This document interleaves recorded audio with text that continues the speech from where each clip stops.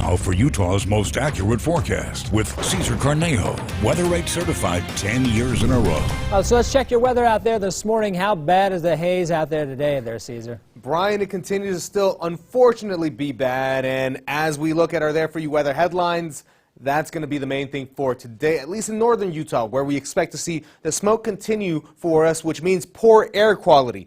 But after that, we start to see that we have some heat incoming, and then when does the smoke end? Does the heat help out with that?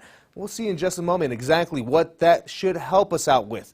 So far, as we look outside right now, here from the ABC4 News studio through our Colonial Flag camera, you can see that there's still plenty of smoke and haze still hanging around the Wasatch Front, and unfortunately that's something we continue to expect for the next few hours at least. And here in parts of southern Utah, St. George specifically, so much nicer. You can actually see the cloud cover. You can see that there's blue skies out there, just a little bit maybe of a tinge of orange for our sunrise over here towards my left. Look at that. Other than that, pretty clear sky cover for us. And as we look at satellite and radar, still seeing plenty of just westerly directions of winds making their way into the northern Utah area, also eastern Nevada. So again, that's why we see the smoke still making its way in. The jet stream still picking up that smoke and driving it over here basically, which is why we expect to see that for the hourly forecast, we'll see haze continue with temperatures starting to slowly moderate, get back towards what we expect for this time of year, temperatures towards the low to mid 90s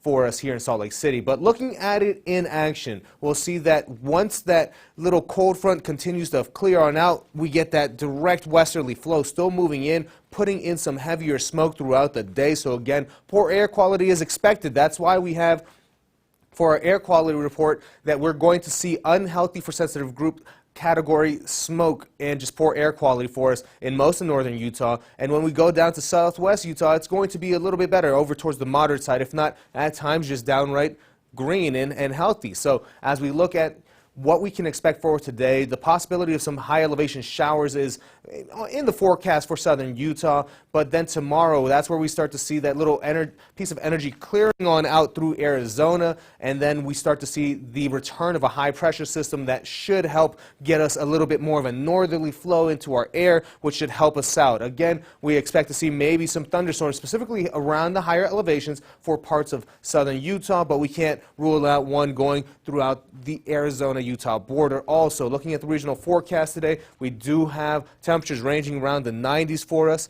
and also even some triple digits such over in St. George. And in the 7-day forecast for St. George, triple digit heat continues for us at least until Thursday and even going into Friday. And then looking at parts of the Wasatch Front, so that's where we start to also see our triple digit heat return Friday, Saturday, and then we start to cool down a little bit as we go into the next work week. Looking at the Wasatch